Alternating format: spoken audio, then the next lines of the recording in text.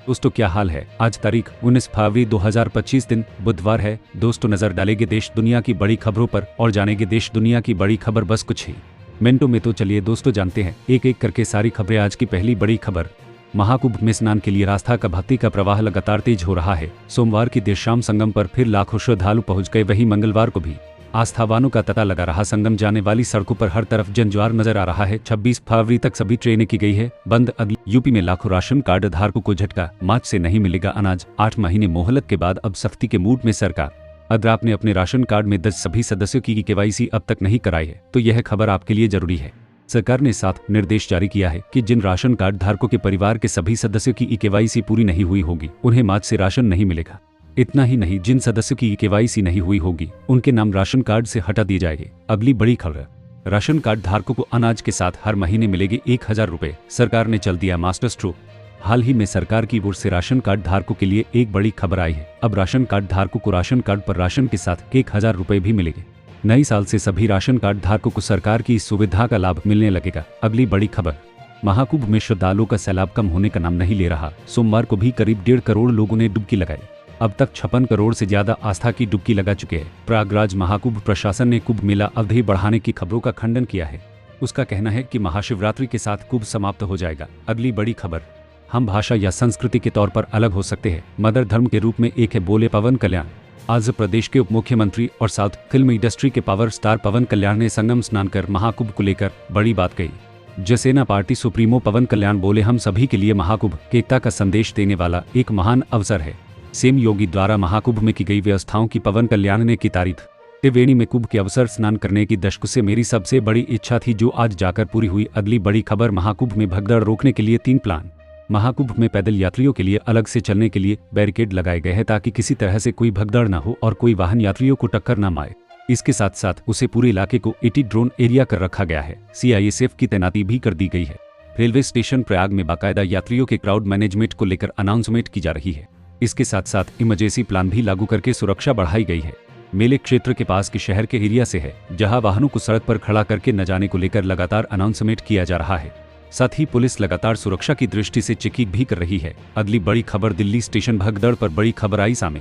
भगदड़ पर 2 एजेंसियां 2 रिपोर्ट, पुलिस और अपीएफ की रिपोर्ट में अंतर। स्टेशन पर भगदड़ में 18 मौत की सूचना दी पुलिस ने। वही भगदड़ में 20 लोगों की मौत हुई, ऐसा सूचना अपीएफ ने दिया। अगली बड़ी खबर, तमिलनाडु के मुख्यमंत्री ने फंड के लिए मोदी सरकार को कोसा, बोले जल्द जारी करे धनराशि।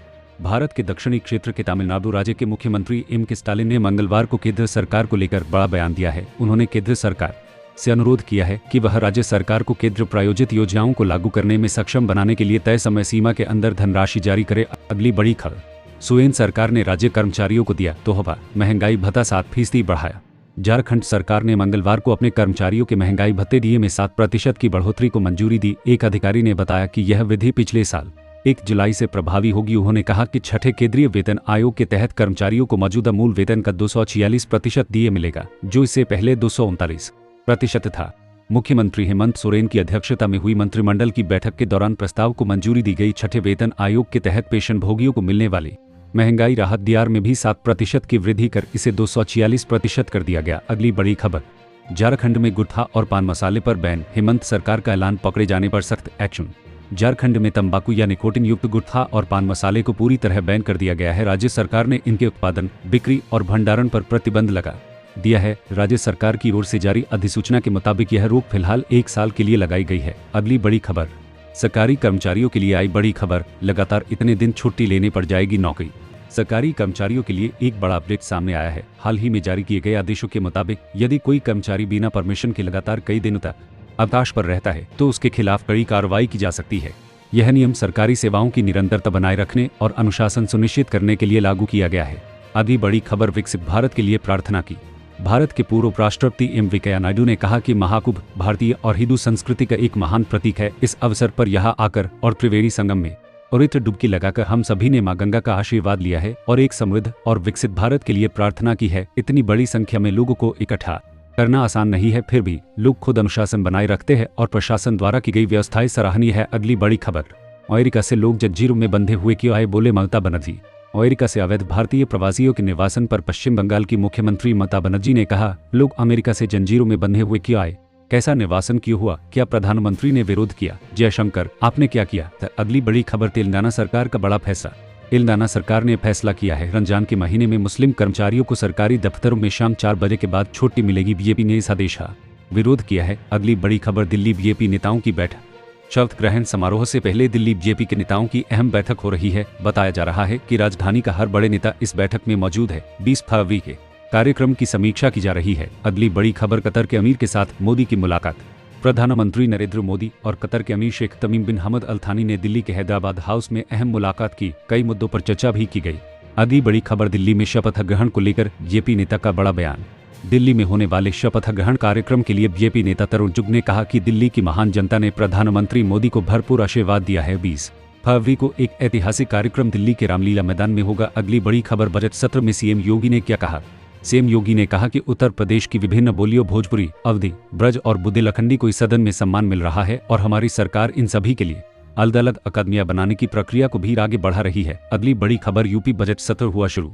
यूपी का बजट सत्र शुरू हो चुका है। समाजवादी पार्टी द्वारा विरोध प्रदर्शन किया जा रहा है। दूसरी तरफ राज्यपाल अपना अभिभाषण दे रही है। सरकार का कहना है कि इस बार बजट हर वर्ग की आकांक्षाओं को पूरा करेगा। अगली बड़ी खबर, शिवपाल यादव का योगी पर वार। शिवपाल यादव ने कहा, पिया बढ़ाने के लिए सरकारी धन का दुरुपयोग किया है, ऐसी सरकार को इस्तीफा दे देना चाहिए। 144 साल का उल्लेख ग्रंथ में कहीं नहीं है। अगली बड़ी खबर, इलाहाबादिया पर सुप्रीम कोर्ट क्या बोला। सुप्रीम कोर्ट ने इस विवाद पर दो टूक बोला है कि ऐसा लगता है कि इन लोगों के दिमाग में गंदगी है। बयान पूरी तरह गैर जिम्मेदार है। सर्वोच्च अदालत ने बोला एकिलेटेड शो अब नहीं चलेगा और इसे बंद किया जाएगा। अगली बड़ी खबर, राहुल गांधी पहुंच गए अचानक से पीएम मोदी के घर। सूचना मिलते ही शाह भी पहुंचे। फिर हुई तीनों के बीच लोकसभा में एक दूसरे को कुसने वाले पीएम मोदी और राहुल गांधी सोमवार को साथ साथ नजर आए। बताया जा रहा है कि कांग्रेस सांसद और लोकसभा में नेता विपक्ष राहुल गांधी प्रधानमंत्री नरेंद्र मोदी के आवास पर पहुंचे थे। इसका कारण यह था कि पीएम आवास पर नए मुख्य चुनाव आयुक्त की नियुक्ति को लेकर बैठक हुई थी। इस मीटिंग में पीएम मोदी, कांग्रेस नेता राहुल गांधी और केंद्रीय गृह मंत्री अमित शाह भी मौजूद है। बता दें कि मौजूदा मुख्य चुनाव आयुक्त राजीव कुमार का कार्यकाल 19 फरवरी यानी कि आज खत्म हो रहा है। मुख्य चुनाव आयुक्त की नियुक्ति को लेकर ही यह बैठक हुई थी। अगली बड़ी खबर, बिहार में इन लोगों की संपत्ति होगी जब्त। नीतीश सरकार ने लिया बड़ा फैसला। राज्य में लघु खनिजों का इस्तेमाल कर समय पर टैक्स नहीं देने वाले हब खान एवं भूतत्व विभाग के निशाने पर है। सरकार ने एक उच्च स्तरीय बैठक में यह निर्णय लिया है कि बालू, ईंट, पत्थर जैसे लघु खनिजों का इस्तेमाल कर समय पर जो कारोबारी टैक्स नहीं चुका रहे और जिनके खिलाफ निलंबन की प्रक्रिया चल रही है, उनकी संपत्ति जब्त की जाएगी। अगली बड़ी खबर, प्रशांत किशोर ने बीजेपी को दी चुनौती। नीतीश कुमार को मुख्यमंत्री चेहरा घोषित कर लड़े चुनाव। बिहार के राजनीतिक परिदृश्य में एक बार फिर हलचल मच गई है। जन स्वराज के संस्थापक प्रशांत किशोर ने एनडीए की सबसे बड़ी पार्टी भाजपा को मुख्यमंत्री के चेहरे को लेकर एक करारी चुनौती दी है। प्रशांत किशोर ने कहा कि अगर भाजपा में हिम्मत है तो वो अगले विधानसभा चुनाव में नीतीश कुमार को मुख्यमंत्री का चेहरा घोषित करके चुनाव लड़े। प्रशांत किशोर ने दावा किया कि बिहार की जनता इस समय सबसे ज्यादा नाराज नीतीश कुमार से है और भाजपा भी जानती है कि नीतीश कुमार अब राजनीतिक बोझ बन चुके हैं। हालांकि उन्होंने यह भी कहा कि भाजपा की मजबूरी यह है कि अगले चुनाव में उन्हें नीतीश कुमार के नेतृत्व में ही चुनाव लड़ना पड़ेगा। जन स्वराज पार्टी के लिए यह बहुत खुशी की बात होगी, क्योंकि किशोर का कहना है कि यदि ऐसा हुआ तो 2020 के चुनाव में जेडीयू के साथ जो हुआ वही इस बार बीजेपी के साथ भी होगा। उन्होंने भाजपा की आलोचना करते हुए कहा कि भाजपा को बिहार के बच्चों की चिंता करनी चाहिए थी। वह दिल्ली में कुछ सस्तों के लालच में बिहार को नीतीश कुमार के हवाले कर चुकी है। अब यह तय है कि अगले चुनाव में बिहार की जनता भाजपा और जदयू दोनों को मुंहतोड़ जवाब देगी। अगली बड़ी खबर, चैंपियंस ट्रॉफी से ठीक पहले हुआ श्रीलंकाई टीम पर आतंकी हमला। दहल उठा पाकिस्तान, दुनिया भर में हुई बेइज्जती। हाल ही में चैंपियंस ट्रॉफी 2025 का विषय चर्चा में रहा है। चूंकि टूर्नामेंट की मेजबानी पाकिस्तान कर रहा है, इसलिए जब से पाकिस्तान को चैंपियंस ट्रॉफी का मेजबान घोषित किया गया है, तब से सुरक्षा व्यवस्था पर कई तरह के सवाल उठ रहे हैं। बीसीसीआई ने सुरक्षा कारणों से अपनी टीम को सीमा पार भेजने से भी मना कर दिया था। यही वजह है कि भारतीय टीम हाइब्रिड मॉडल के चलते दुबई में अपने मैच खेलेगी। लेकिन पाकिस्तान में आतंकी हमलों का पुराना इतिहास रहा है। करीब 16 साल पहले एक ऐसी घटना घटी थी जिसने पूरे क्रिकेट जगत को हिलाकर रख दिया था। हम बात कर रहे हैं साल 2009 की, जब सितंबर के महीने में चैंपियंस ट्रॉफी टूर्नामेंट खेला जाना था। उसे 6 महीने पहले श्रीलंकाई टीम पाकिस्तानी दौरे पर गई, जहां उसे 3 वनडे और 2 टेस्ट मैच खेलने थे। श्रीलंका ने वनडे सीरीज 2-1 से जीती और पहला टेस्ट ड्रॉ रहा। वर्ष 2009 में 1 मार्च तक दूसरा श्रीलंका पाकिस्तान टेस्ट खेला जाना था। उस समय सुरक्षा अधिकारियों ने बयान जारी कर बताया कि लिबर्टी स्क्वायर के पास 12 हथियारबंद आतंकवादी छिपे हुए हैं। जब श्रीलंकाई टीम होटल से गद्दाफी ग्राउंड के लिए निकली तो आतंकवादियों ने टीम बस पर ताबड़तोड़ गोलियां बरसानी शुरू कर दी। पाकिस्तान पुलिस ने जवाबी कार्रवाई की, लेकिन इस झड़प में 6 पुलिसकर्मी और 2 नागरिकों की जान चली गई। बताया गया कि 20 मिनट बाद आतंकवादी रॉकेट लॉन्चर और ग्रेनेड छोड़कर भाग गए। अगली बड़ी खबर, भारतीय टीम के साथ धोखा, दुबी की पिच के साथ हुआ खिलवाड़, जाने पूरा बात। चैंपियंस ट्रॉफी 2025 के लिए भारतीय टीम के मैचों की मेजबानी दुबई इंटरनेशनल स्टेडियम में की जाएगी, जबकि अन्य टीमों के मुकाबले पाकिस्तान में की जाएगी। भारतीय टीम के लिए हाइब्रिड मॉडल के तहत दुबई को चुना गया है। भारतीय टीम की पर स्पिन गेंदबाजों वाली रणनीति पर चर्चा हो रही है और अब दुबई की पिच को लेकर भी अपडेट आया है।